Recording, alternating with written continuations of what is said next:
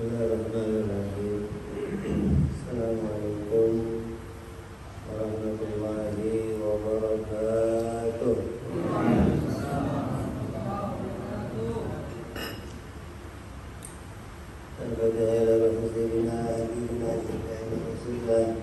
Sayyidina Muhammadin Rasulullah sallallahu alaihi wa ala alihi wa sahbihi wa sallam.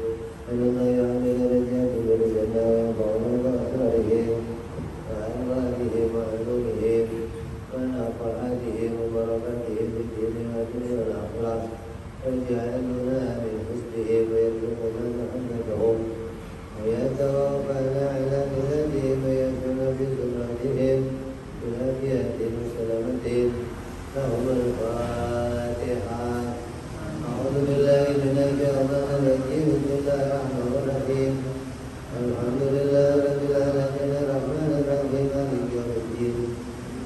إياك نعبد وإياك نستعين اهدنا الصراط المستقيم صراط الذين أنعمت عليهم غير المغضوب عليهم ولا الضالين. Bismillahirrahmanirrahim. Nawaitu ta'alluma wa ta'lima wa tadhakkura wa tadhkira wa naf'a wa intifa'a wa ifadata Istibadana Walidha Ala tanasuri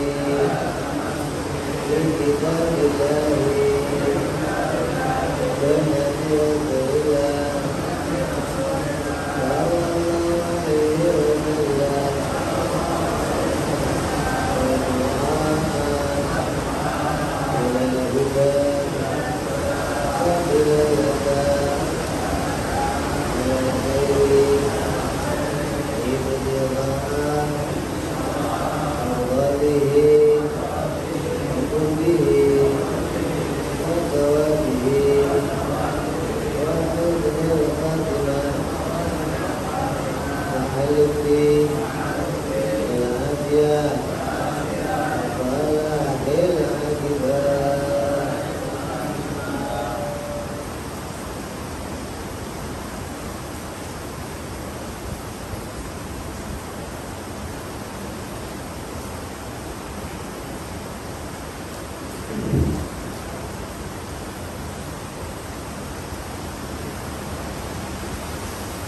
Bismillahirrahmanirrahim. Alhamdulillah rabbil alamin.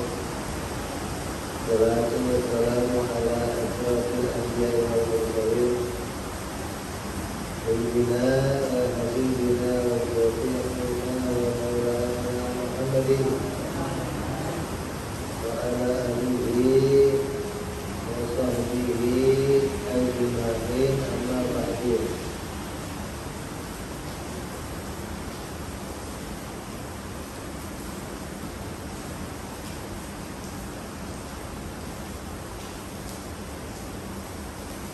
Ala musanniful kitab rahimahullah wa nafa'ana bihi wa bi ulumihi bidarain.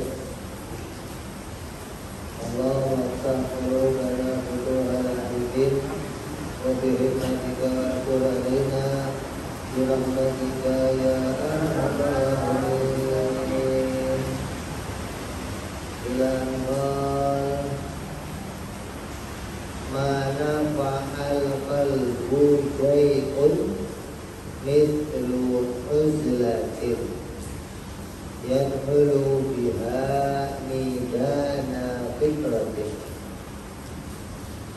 Tidak ada sesuatu yang sangat berguna bagi hati atau jiwa seorang murid bagaimana menyendiri yang dapat menyebabkan masuknya ke dalam medan berpikir atau tafakkur.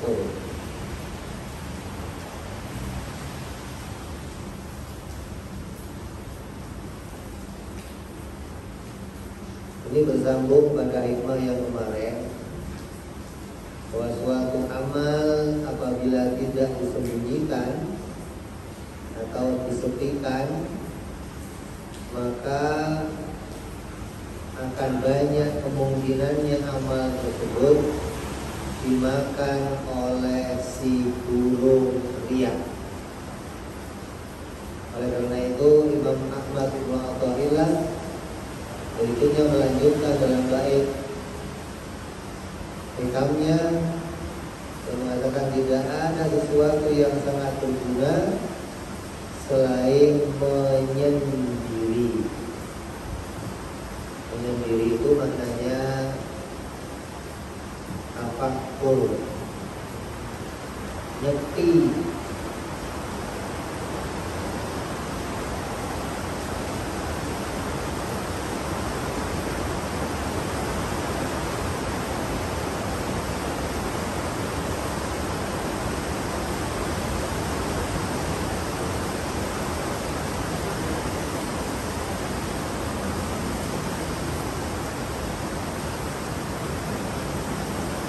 Apa gunanya nyepi itu?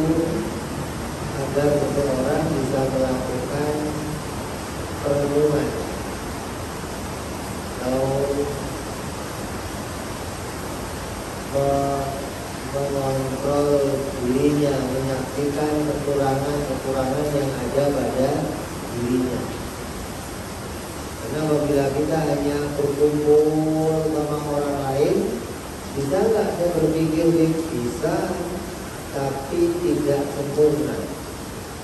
Berpikir yang lebih sempurna itu kalau kita menyendiri, kita nyepi, tidak ada dikawani orang lain, itu hasilnya akan lebih sempurna daripada tafakur di tengah-tengah keramaian.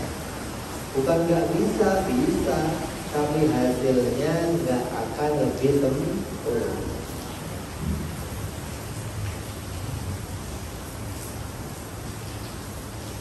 Dalam diri manusia itu terdapat segumpal darah yang namanya hati. Namun yang dimaksud dengan hati oleh ulama di sini, oleh Nabi, itu bukan hati sanubari. Kok disebutnya hati sanubari? Kenapa? Karena bentuknya kayak buah sanubar gitu. Ada namanya buah sanubar. Nah, disebut hati itu kayak sanubari.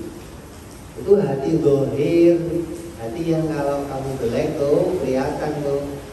Itu hati yang dohir. Nah, itu maksud segumpal darah yang mau kita bina di sini bukan hati itu, tapi hati ruhani. Disebut namanya hati nurani. Yang di situ hati itu harus diterangi dengan cahaya ilahi. Hati itu sama kayak mata. Mata itu. Ini ada mata zahir, ada mata hati. Mata zahir ini kalau nggak ada sinar bisa lihat nggak? Bisa lihat nggak? Jadi dia butuh sinar dulu, baru bisa lihat. Tanpa adanya sinar, mata ini nggak bisa lihat. Nah, hati begitu. Hati itu ketika masuk sinar, maka dia bisa memandang sesuatu gitu. Nah, sinar yang masuk itu sinar ilahiyah namanya. Kalau ini sinar lampuiyah namanya. Sinar veteriyah namanya. Kalau dapat sinar ini, maka dia bisa melihat. Tapi kalau hati itu sinar yang masuk namanya sinar ilahiyah. Nah, dikatakan akal itu apa? Akal itu adalah alat untuk menerangi hati, itu diantaranya. Jadi akal kamu sehat, nanti hatinya akan bisa diterangi. Ketika hatinya terang, maka hatinya bisa menyaksikan sesuatu yang baik. Seperti mata bisa menyaksikan sesuatu. Di hati itu kalau nggak pernah kita pikirin, nggak pernah kita kontrol, maka kita nggak akan tahu yang harus dipandang sama hati itu apa gitu loh.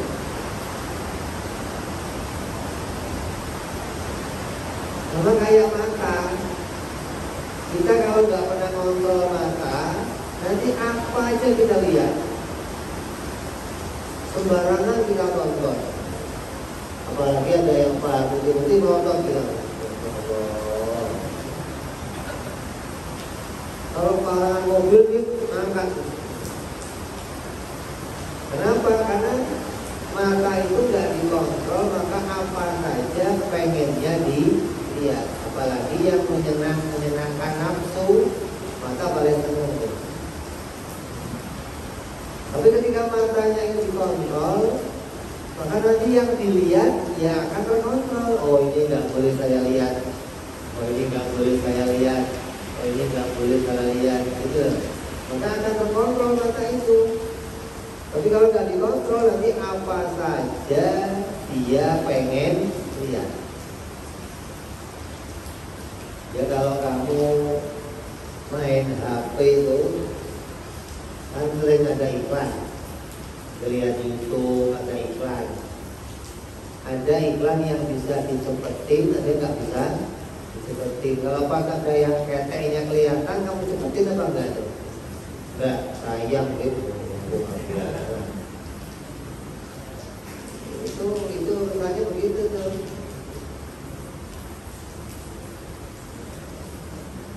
Jadi kalau hatinya terkontrol, dia nggak mau melihat gitu loh. Seperti nggak penting yang dilihat, penting nggak penting dilihat. Ada yang macam-macam menunduk matanya. Kenapa nggak penting dilihat? Ketika dilihat malah bawa kesan yang buruk, malah bawa sesuatu yang jelek yang nanti akan berbekas dalam hati. Kamu mau sholat di depan pintu masjid kok ketemu cewek cantik, terus kamu pelototin gitu, atas bawah, nanti pas Allahu Akbar kelihatan tuh atas bawah, muncul tuh. Itu loh, itu ganggunya di situ gitu maksudnya. Ganggu kita nggak akan bisa konsen. Apalagi yang diisi cewek-cewek itu, aduh berasa. Kalau mau sholat kelihatan bahaya lagi. Untung udah enggak kan. Alhamdulillah.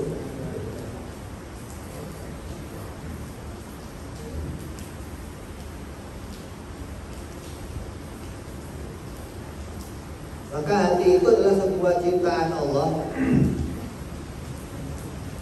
yang diletakkan dalam diri manusia, dan disitulah segala pengetahuan tersimpan. Ada ulama beda nih. Ilmu itu di mana sih adanya? Ada yang ngomong di dalam pikiran, ada yang ngomong di dalam hati. Dan ilmu itu yang tersimpan apa? Ya kalau ilmu itu isinya mesti wajib, mustahil, jaiz itu mesti ilmunya siapa? Isinya 3 itu. Yang wajib diketahui, yang mustahil diketahui, dan yang jaiz diketahui. Itu ilmunya siapa saja, isinya mesti 3 itu. Tinggal kamu mengamati nggak mana sih yang wajib, mana sih yang mustahil, mana sih yang jaiz.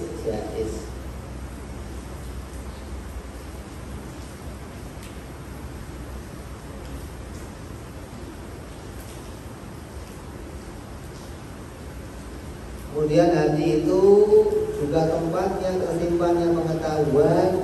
Dia tahu mana jalan yang bawa pada keselamatan, mana jalan yang bawa pada kesengsaraan. Ente ini tahu ini dosa, ini pahala tahu nggak? Kalau pas lihat yang dosa-dosa itu sayang meninggal itu sayang itu loh. Protein tahu ini dosa tahu. Jadi orang yang dapat hidayah dari Allah itu akan tahu mana yang membawa dia selamat, mana yang membawa dia neraka.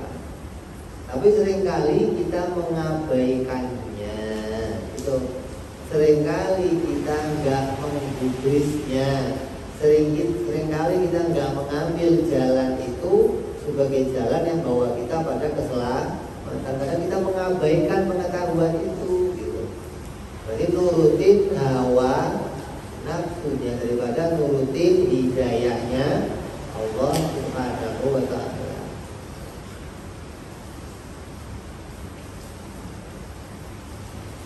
Maka dengan ilmu pengetahuan itu pula seorang membuat keputusan mana jalan yang akan ditempuh dalam hidupnya, hingga baik dan buruknya seseorang, selamat dan celakanya seseorang itu ditentukan oleh keputusan hatinya. Maka Nabi SAW bersabda, dalam diri manusia terdapat segumpal darah, yang mana apabila dia itu baik, maka baiklah seluruh yang ada pada dirinya. Dan apabila dia buruk, maka buruklah semua yang ada pada dirinya. Maka dia adalah hati. Karena hati itu pusat pemerintahan. Mata, kuping, tangan, kaki itu akan bergerak sesuai perintah hati. Kalau hati ngomong nunduk, mata kamu nunduk. Hati ngomong melotot, mata kamu gak bakal merem. Hati ngomong melotot, pokoknya merem gak ada. Itu mata edan namanya. Kalau hatinya ngomong melek, pasti matanya, kecuali matanya sakit, tangannya stroke. Kata hati gerak, ya berstroke aja, orang banyak sakit. Tapi asal dia sehat, kalau tangan gerak, ya gerak. Hati ngomong diem, ya diem. Ya, hati itu pusat pemerintahannya. Kalau hati itu baik, seluruh badannya akan baik. Kalau hati itu jelek, seluruhnya akan jelek. Jadi digambarkan hati itu bagaikan raja yang memimpin rakyat yang banyak. Rakyatnya mana? Rakyatnya mana? Rakyatnya mata, telinga, hidung, mulut, kemaluan, itu rakyatnya. Tentaranya mana? Tangan, kaki, itu tentaranya. Mestinya tentara itu menjaga siapa? Menjaga rakyat. Kalau ada yang mau mukul, tentara pelindung itu. Kalau ada mata itu mau melihat yang jelek, tentara ngelindung-tutupin. Gitu. Ada yang mau masuk yang jelek, lindungin. Itu tentaranya ini. Ada yang mau jelek-jelek masuk ke telinga, tutupin. Nah kadang sebaliknya, karena rajanya itu jelek, rakyatnya disiksa demi kesenangan si raja. Arak, cekek. Ini kan tentara nih. Mulut apa? Rakyatnya. Demi kesenangan si raja, tentara diperintah menyiksa rakyatnya. Mata diperintah melihat yang jelek-jelek, mendengarkan yang jelek-jelek, mencium yang jelek-jelek demi kesenangannya raja. Kalau rajanya itu jelek, seluruhnya tentaranya jelek, rakyatnya juga sengsara. Tapi kalau rajanya baik, tentaranya baik, rakyatnya makmur sentosa. Gitu. Jadi kalau kamu mau melihat sebuah kerajaan kecil, yaitu ada dalam diri kita. Kita ini kerajaan kecil yang kamu bisa mencontohnya untuk membangun kerajaan yang gede. Kerajaan gede itu apa? Dari mulai tingkat keluarga itu kerajaan, RT kerajaan, RW, lurah itu kerajaan tuh. Yang udah ada gedean, yang gede lagi yang mana? Kota, negara, itu gede lagi tuh. Kalau yang kecil sudah bisa dikontrol dengan baik, nanti pimpin negara yang gede juga akan baik. Maka dalam hikmah kali ini Imam Ibnu Athaillah akan berbicara tentang hati yang rusak dan hati yang sakit dan bagaimana cara mengobatinya, gitu. Karena hati itu bisa kehilangan kontrol.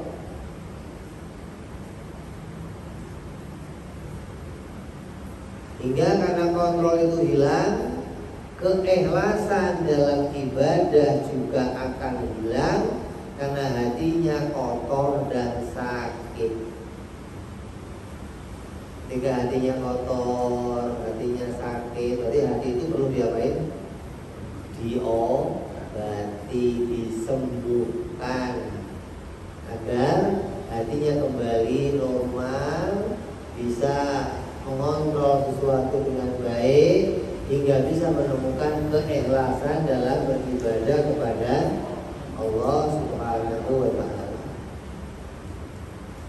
Apa sih diantara yang menyebabkan hati itu jadi rusak atau sakit atau punya penyakit? Apa sebabnya?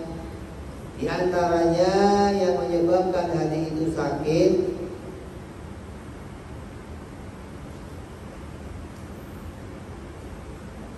yaitu hati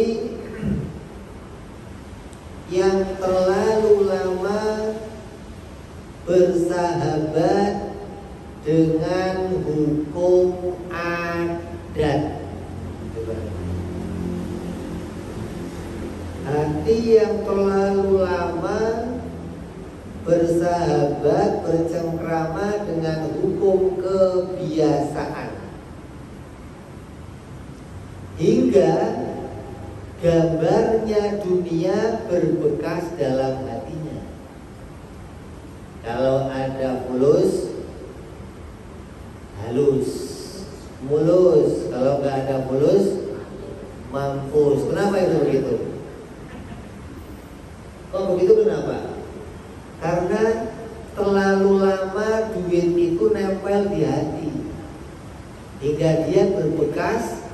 Seakan-akan kalau ada duit semuanya lancar. Kalau ada duit,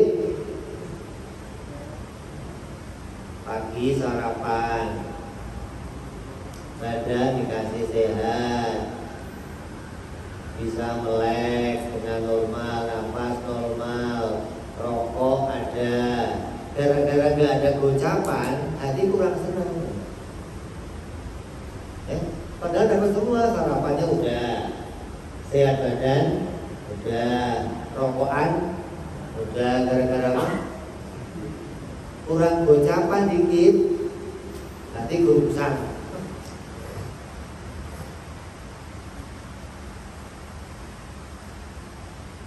Ini karena terikatnya kita dengan hukum adat terlalu lama. Kalau ada nasi, beras, ya pasti kenyang. Kalau saya ada obat pasti sehat. Nah, ikatan-ikatan yang seperti ini membuat sakit hatinya seseorang. Kadang dia meninggalkan memandang Allah Subhanahu wa ta'ala. Ini bahaya nih. Makanya orang itu harus kembali pada la-ta'ziro, kembali kepada wahdaniyah fil af'al, kembali pada mengesahkan Allah Subhanahu wa ta'ala. Itulah jalan yang bisa menyembuhkan sakit hati yang pertama, yaitu kebanyakan bersahabat dengan hukum kebiasaan atau hukum adat. Ya. Kalau kamu bisa kembali kepada makna la ta'thira, kembali kepada makna wahdaniyah fil af'al, maka penyakit itu bisa sembuh nanti itu. Yang kedua yang menyebabkan hati itu sakit, selalu menghubungkan terjadinya sesuatu dengan hitungan hukum kebiasaan. Yang menjadi ukuran selalu hukum ada terus. Ini kalau begini pasti begini, kalau begini pasti begini, kalau begini pasti begini. Ini merusak hati.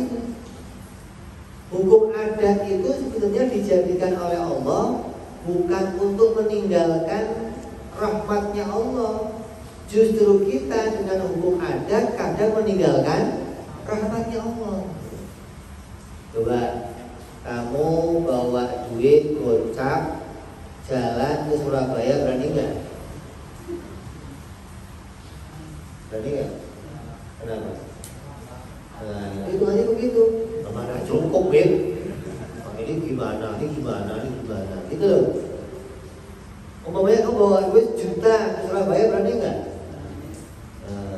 Padahal banyak sekali yang akan ada di luar hitungan kamu. Oh, naik bis sekian, buat makan sekian, buat balik sekian. Ini belum hitungan kecopetan, sakit, dirampok, kamu ketemu cewek, janda cantik, belum dihitung nih.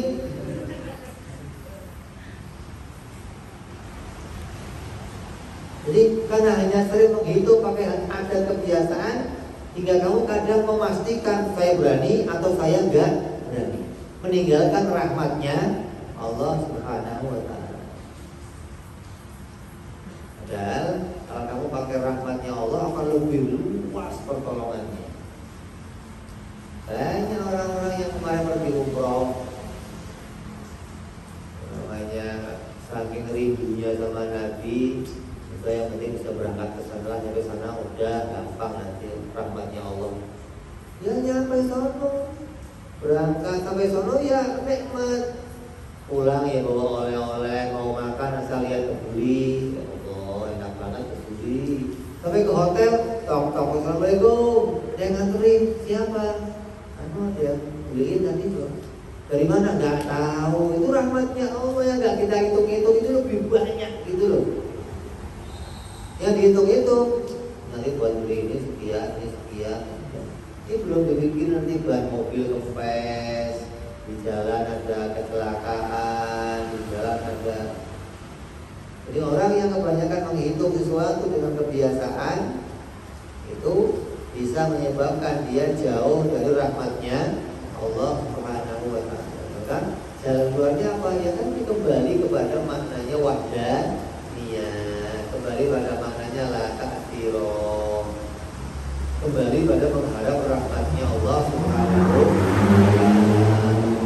Yang bergerak kemana saja, walaupun kita berjalan dengan hukum adat, tapi yang diharapkan bukan hitungan adat, tapi rahmatnya Allah. Gitu loh.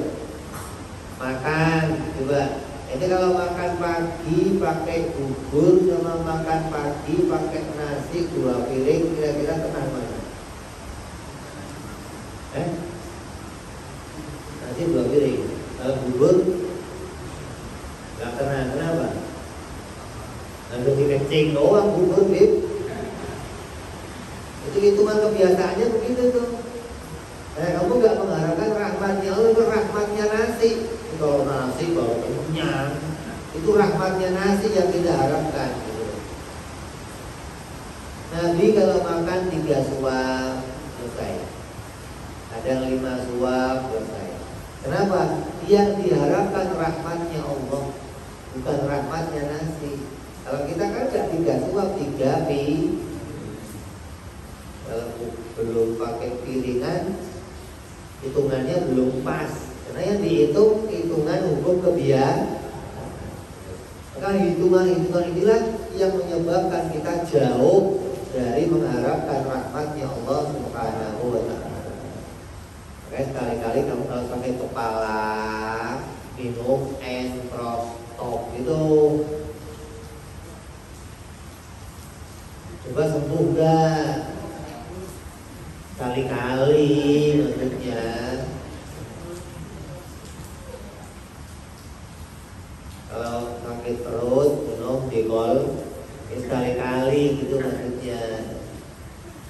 sembuh, berarti yang nyembuh itu rahmatnya Allah. Gitu. Biar ikatan dengan hukum adat itu bisa lepas, gitu maksudnya. Lepas itu bukan kita meninggalkan, bukan, tapi kembali pada rahmatnya Allah. Hukum adatnya nggak bisa kita lepas. Kamu asal lapar ya harus makan, nggak bisa lari pagi jadi kenyang, nggak bisa. Lapar lari pagi, nanti sakit, senang, ya nggak bisa. Tetap kalau lapar makan, gitu. Tapi yang diharapkan rahmatnya Allah, yang dihitung sudah pakai rahmatnya Allah, nggak pakai hitungan lagi hukum kebiasaan. Maka orang yang menghitung segalanya pakai hukum kebiasaan, ini juga bisa merusak hatinya. Nanti jadinya begitu, saya ini dosanya banyak, mesti saya neraka, neraka dan saya pasti. Itu hukum Anda itu begitu, mesti saya dihukum sama Allah. Padahal rahmatnya Allah luas. Orang yang minta ampun akan diampuni, orang yang mengharap rahmatnya Allah akan dibuka rahmatnya Allah, gitu. Ada orang ibadah yang udah sholat pasti masuk surga saya. Kata siapa? Itu hitungan kamu. Adapun surga punya siapa? Oh iya Allah, maka harus pakai hitungannya Allah, jangan pakai hitungan kita. Nah, kita seringkali pakai hitungan hukum adat, padahal hitungan hukum adat itu bukan untuk lepas dari Allah, justru untuk mendekatkan diri kepada Allah. Sementara kita dibalik hitungan hukum adat untuk melepaskan diri dari Allah. Kalau kamu sudah punya alatnya lengkap, Allah nggak kepake. Mau kerja nih, gergaji ada, tang ada, palu ada, Allah nggak kepake deh.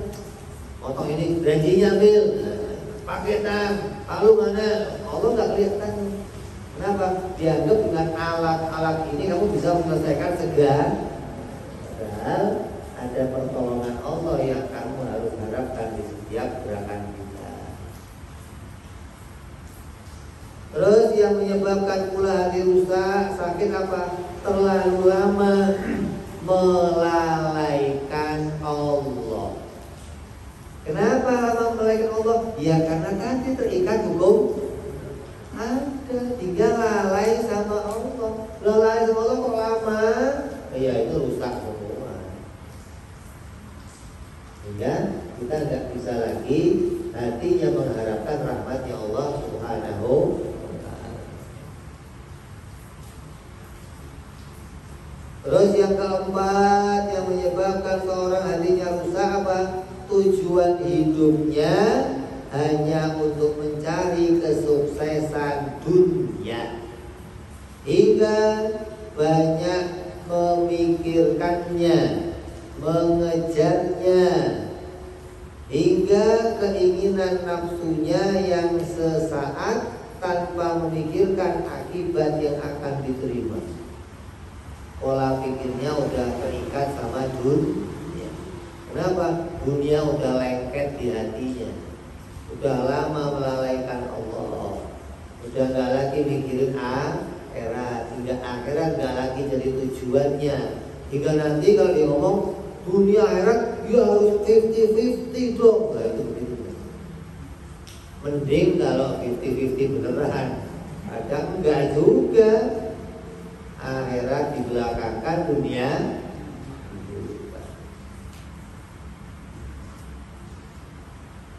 Sesungguhnya seorang murid apabila banyak berkumpul dengan manusia, maka hatinya akan terikat untuk terus memikirkan sesuatu hanya seputar pada apa yang dilihat mata kepalanya saja. Kalau kita nggak pernah tafakur nih, nggak pernah menyendiri, kumpul ke manusia terus, pagi ke pasar kumpul manusia, pulang di rumah kumpul sama anak ini, malam mau nongkrong lagi kumpul sama manusia, pulang tidur, bangun ke pasar lagi, hari-hari begitu aja. Berarti dirinya nggak pernah menyendiri nih. Urusannya hanya kumpul terus sama manusia. Waktunya menyendiri cuma di WC. doang terus keluar. Maka orang demikian yang akan dipikirkannya apa? Ya apa yang dilihat saja. Hidupnya orang yang punya mobil, orang yang bawa motor mewah, pakaiannya mewah, berita kerjaannya indah, itu yang terpikir terus nanti. Tercetaklah dalam diri kamu apa yang dibicarakan orang tiap waktu. Hingga kamu gak pernah menelaah ini baik apa enggak, ini jelek apa enggak, ini. Nah tiap hari kumpul sama manusia, terus gak pernah menyiapkan waktu untuk menyendiri dan tafakkur. Jika terus dilakukan, maka dunia akan membekas dalam hatinya dan akan menyebabkan pandangan hatinya redup dan gelap. Maka itu bisa merusak hati loh. Ketika cahayanya hati sudah hilang, kenapa? Gak pernah tafakkur, karena akal ini akan menerangi hati. Gak pernah digunakan, hati gak pernah dapat sinar ilahiyah, maka pandangannya hati gak pernah nembus sama akhirat. Yang dipandang dunia,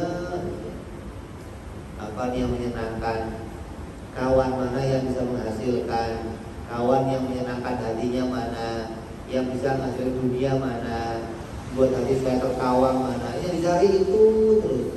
Gak pernah urusan kawan yang membawa akhirat, kawan yang bawa saya urusan ingat Allah, itu gak dipikirkan lagi tuh. Kenapa? Pandangan hatinya gak lagi melihat yang demikian.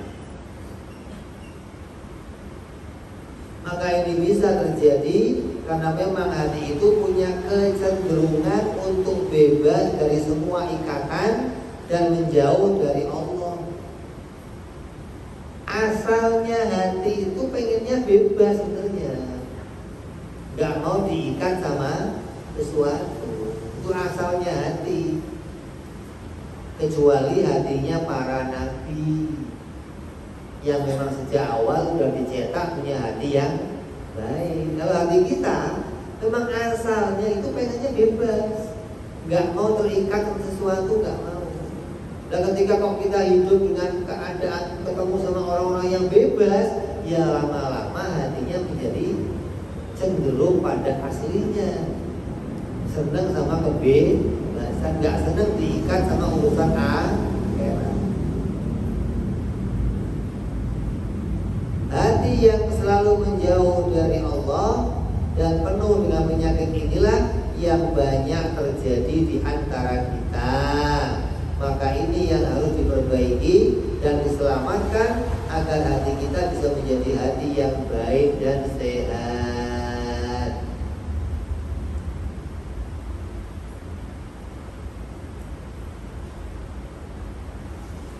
Jadi nggak cuma hati kita nih, lingkungan kitanya udah pada begitu hatinya.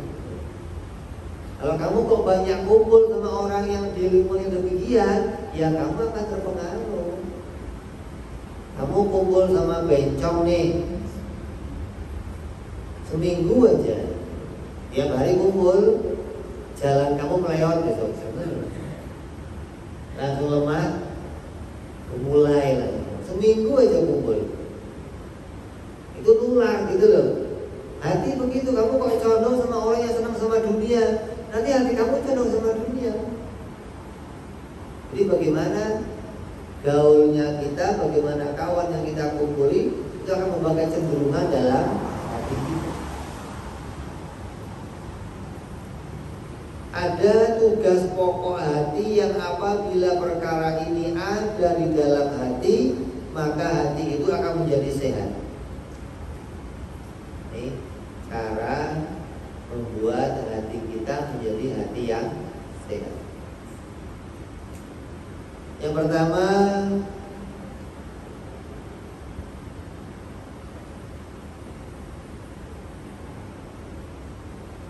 hati itu harus bisa menyaksikan Allah dan bisa menyaksikan Nabi Muhammad SAW sebagai utusan Allah, dan banyak-banyak mengingat Allah dan Rasul. Itu tugas ketika pengen hati kita itu selamat. Nah, caranya gimana? Ya gaul sama orang-orang yang senang ke situ, gitu loh. Kumpul sama orang-orang yang selalu bicarain Allah, bicarain Rasul, menyaksikan Allah, menyaksikan Rasul. Nanti hati kamu akan cenderung ke situ, gitu loh. Tapi kalau hati kamu gak pernah diajak gaul untuk sama mereka, maka ya kecenderungannya akan menjauhi hal itu. Padahal tugas pokoknya hati itu apa? Harus diikat, bisa selalu menyaksikan Allah dan menyaksikan Rasulullah Sallallahu Alaihi Wasallam, dan banyak mengingat Allah dan banyak mengingat Rasulnya.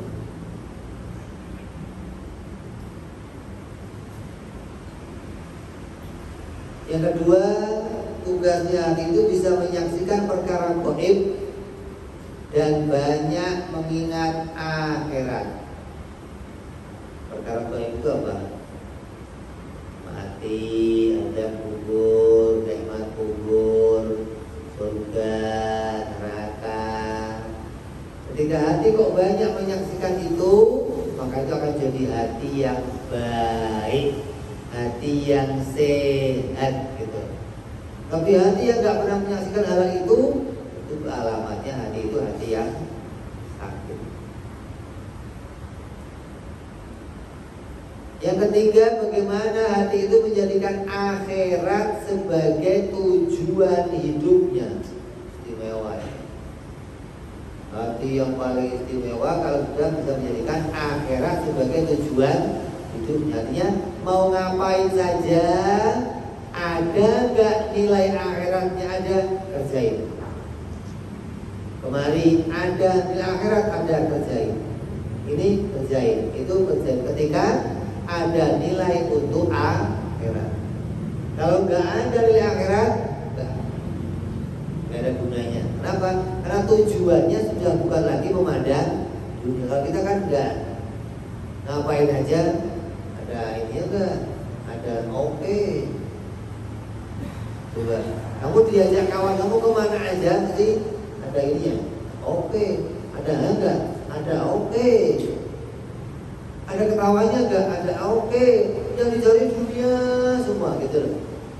Nah, orang yang istimewa tujuannya dibalik, ada akhiratnya enggak di situ? Ada, saya jalan. Kalau enggak ada akhiratnya enggak, gitu loh. Kerjain apa saja, hingga kerja, kawin, bergaul, makan, minum, semua diarahkan ke akhirat semua. Ini orang-orang yang tujuannya hatinya memandang akhirat. 4, hati yang sehat menggantungkan dan menghubungkan segala yang terjadi dalam hidupnya kepada Allah. Hitungannya sudah bukan hitungan adat, tapi hitungannya Allah Subhanahu wa Ta'ala. Makan, gantungnya sama Allah. Kerja, gantung sama Allah. Mau pergi-pergi, gantung sama Allah. Mau ngapain, gantung sama Allah. Gak pakai hitungan adat. Buka dompet, Allah. Pokoknya Allah. Jangan kosong Allah. Itu maksudnya waring nanti, belum kelasnya. Kalau udah berani begitu ya hebat. Gak ada duit, gue mau Surabaya, jalan-jalan, ya udah mantep. Kok nyampe? Wah ini udah, berarti udah jadi.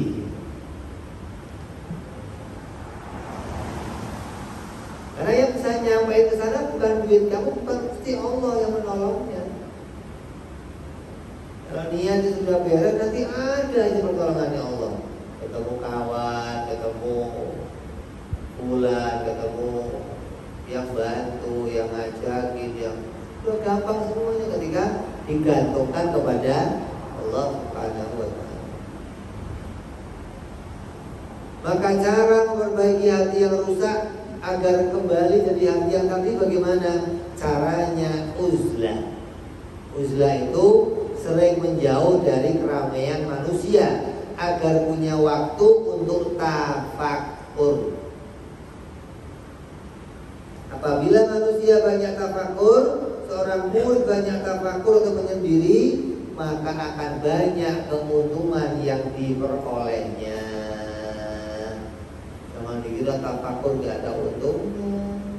Tafakur itu banyak untungnya. Lah kamu kalau mau tafakur menyendiri, jangan pegang HP. Itu pas menyendiri pegang HP, apa gunanya menyendiri? Itu kawannya malah dunia. Berdua ngobrol nih, kawannya satu pegang HP. Kawannya berapa? Oh, sedunia lah, grup WA, sono grup WA sini ngobrol sono. Wah, sendiri. Orang sendiri ramai banget. Kalau mau menyendiri jangan pegang. Nah, pegang HP bukan menyendiri, itu malah bergerombol. Sendirian pegang HP. HP itu rombongan itu isinya. Dia mau cari apa saja ada di situ. Kalau menyendiri HP-nya kasih Arif pegang. Baru mau menyendiri. Gitu. Sendiri masih jangan. Gitu. Nah, baru tuh. Di mana tempatnya? Nggak harus ke hutan, nggak harus. Di kamar antara maghrib dan isya gelar sejadah sendiri sambil pikir, tafakur, ingat Allah, ingat kejadian-kejadian, ingat dirinya. Di kantor bisa antara waktu sholat, kalau nggak diganggu, saya mau sholat sunat. Ada tamu ntar, tunggu sebentar. Bisa kita langsung berapa jam, setengah jam. Enggak harus kalau menyendiri mau 2 hari, boleh 2 hari mah. Bukan menyendiri itu cari wangsit loh. Gak usah kelamaan, gak usah seberapa jam, setengah jam. Besok lagi setengah jam, berapa jam, terus begitu. Nanti akan punya banyak keuntungan. Apa diantaranya? Akan sempit mata kepalanya dan akan luas mata hatinya. Gitu. Matanya itu disempitkan, dia itu segitu aja, kan nggak nonton macam-macam nih. Tapi hatinya luas, gitu loh. Bisa pandang akhirat, pandang kejadian yang tadi, pandang tentang keadaannya, sifat-sifat Allah, pandang. Dan kalau menyendiri, pegangnya HP, itu luas sedunia pandangan kamu malah. Pandangan hatinya sempit, pandangan matanya sedunia malah deh. Kalau pegangnya HP. Nah, itu mau lihat alam mana aja bisa pakai HP. Tinggal ketika kamu menyendiri, pandangan mata jadi sempit, pandangan hati luas. Ketika kamu sering menyendiri. Yang kedua, bisa menyaksikan Allah dan mengagungkan Allah. Bisa melihat, merenungkan keajaiban yang Allah bikin. Masya Allah. Melihat langit gak pakai tiang, melihat matahari gak pakai gantungan, melihat dirinya yang hidup, melihat keadaan ini, keadaan itu. Semua keajaiban bisa disaksikannya walaupun waktunya cuma 1/4 jam, cuma setengah jam. Kau lama-lama. Yang ketiga, bisa mengingat Rasulullah dan bersalawat kepada Rasulullah Sallallahu Alaihi Wasallam. Tapi kalau sama orang juga bisa salawat, iya bisa, tapi nggak sempurna. Nah, itu loh. Akan lebih sempurna kalau menyendiri, kalau sendirinya lebih sempurna hasilnya. Yang keempat, bisa merenungkan perkara yang gaib dan urusan akhirat. Mikirin pengen masuk surga, mikirin bagaimana yaumul hisab, bagaimana saya nanti di alam kubur, bagaimana pertanyaan mungkar nakir. Itu dipikirkan tuh. Bagaimana kalau nanti Israel datang, bisa nggak saya matinya bawa la ilaha illallah, bisa nggak saya selamat. Terpikirkan tuh. Kalau kita sering lima, banyak memikirkan perkara hingga tahu hakikatnya sesuatu. Oh, ternyata saya itu kalau ngobrol sama orang, dipuji-puji orang gak ada gunanya. Oh, ternyata saya itu kalau cari dunia terus-terusan gak ada gunanya. Tahu hakikatnya nih. Kenapa? Karena bisa dipikirkan sampai oh ternyata nggak ada gunanya semua ini. Itu loh. Yang tadinya tergila-gila kalau dipuji orang seneng, dapat duit banyak seneng. Nanti ketika sering menyendiri tahu oh, ternyata itu hakikatnya nggak ada gunanya semua. Terus yang keenam, bisa tahu mana yang harus diagungkan dan dimuliakan untuk bisa mendapatkan ridhonya Allah. Kalau pas gaul nih mana nih kawan yang harus saya muliakan, mana yang harus saya anggap biasa, mana yang harus saya dulukan, mana yang harus saya belakangkan karena tafakur. Oh, kalau ketemu si Anu akan saya dulukan, ketemu si Anu biasa aja. Karena seringnya tafakur tahu kenapa? Simpulan urusannya dunia doang, gak ada gunanya. Saya muliakan juga hasilnya begitu-begitu doang. Itu karena seringnya tafakur. Tapi kalau nggak pernah ditafakurin, ketemu simpulan, ini dia baru mobilnya katanya udah berdiri, siap rumahnya luar biasa. Maka semua keuntungan ini akan menyebabkan hati menjadi terang dan akan mengobati hati yang penuh dengan penyakit. Tidak ada kebaikan uzlah menyendiri tanpa diisi dengan tafakur. Uzlah menyendiri tapi gak tafakur, ya gak ada gunanya. Kayak apa? Kamu di WC menyendiri gak? Ngapain? Ngeden doang, tafakur. Enggak lah, biar di WC setengah jam 2 jam gak ada gunanya, ngapain? Jadi menyendiri itu hanya berguna kalau dibarengi dengan tafakur. Dan tafakur tidak akan mencapai hasil sempurna bila dikerjakan di tengah-tengahnya manusia. Gitu loh. Bisa nggak saya tafakur di tengah-tengah orang banyak sambil nazar? Bisa, tapi nggak sempurna.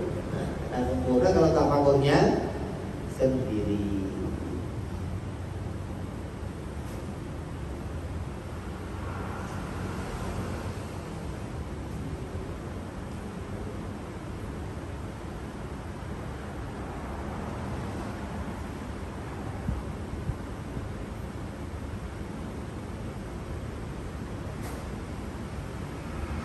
Maka tafakur atau merenung sesuatu yang mendatangkan tambahan iman kepada Allah itu banyak macamnya, tergantung pada apa yang direnungkan. Karena beda-beda yang direnungkan akan beda pula hasilnya.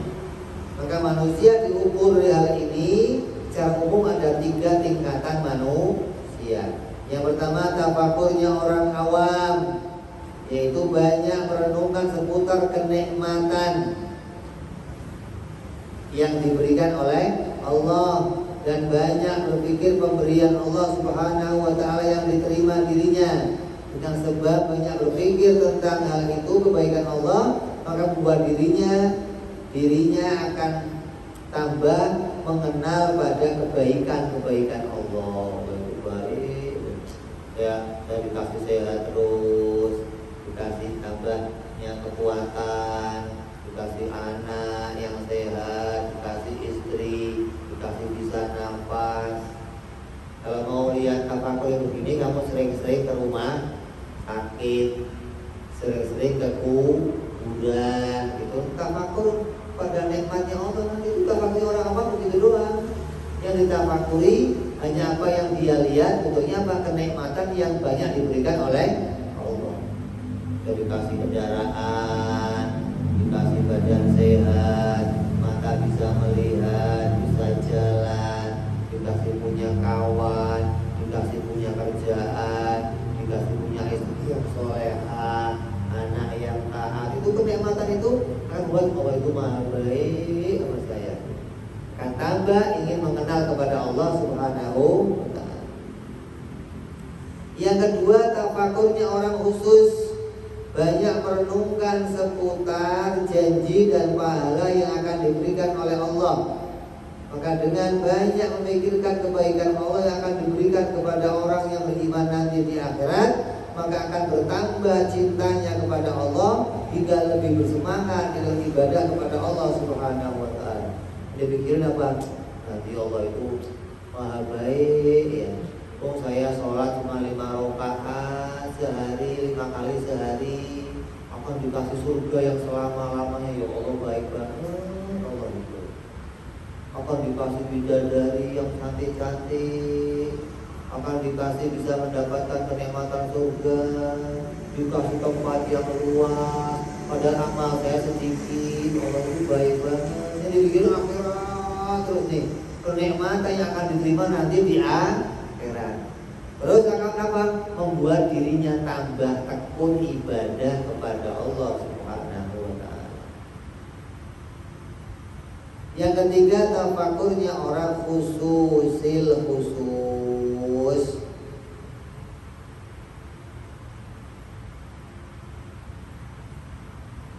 yaitu orang yang banyak merenungkan pula tentang ancaman-ancaman Allah dan bermacam-macam siksaan Allah yang begitu pedih. Dengan itu ia takut kepada Allah dan menjauhi semua larangan-larangannya Allah.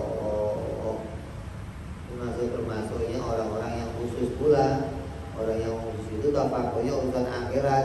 Ada yang tafakur pada kenikmatan yang Allah janjikan, ada yang tafakur pada yang diancamkan oleh Allah Subhanahu wa ta'ala. Beda lagi sama tafakurnya orang khusus. Yang ditafakuri adalah bagaimana dia melihat sifat-sifatnya Allah Subhanahu wa ta'ala, melihat istighna'ul ilah an kulli ma siwa waqtiqaru kullu ma adahu ilaih. Allah itu zat yang gak butuh segala sesuatu dan segalanya itu butuh kepada Allah. Dirinya melihat butuhnya terus kepada Allah, butuh ditolong, butuh ini, butuh, hingga tambah tunduk kepada Allah Subhanahu wa ta'ala. Maka dari itu penting seseorang itu untuk uzlah dan menyendiri. Nabi bersabda, tafakkaru sa'atan khairun min ibadatin sab'ina sanah. Bahwa merenung satu saat itu lebih baik dari ibadah 70 tahun tanpa berenung, tanpa merenungkan sesuatu. Maksudnya merenung atau tafakur yang membuat kita menambah nilai keimanan kita kepada Allah Subhanahu wa ta'ala. Kan? Inilah yang harusnya dilakukan seseorang ketika ingin menyembuhkan penyakit-penyakit hatinya, kerusakan hatinya, hingga menjadi hati yang sehat, hati yang kuat, hati yang bisa memandang kepada Allah Subhanahu wa ta'ala, bisa cinta kepada akhirat. Maka jalannya hanya dengan uzlah dan banyak tafakur tentang urusannya Allah Subhanahu wa ta'ala dan memandang Nabi Muhammad sallallahu alaihi wasallam. Mudah-mudahan kita semua diberi oleh Allah jalan untuk bisa sampai kepada maqam ini, untuk bisa kepada orang-orang yang sampai kepada nazar seperti ini.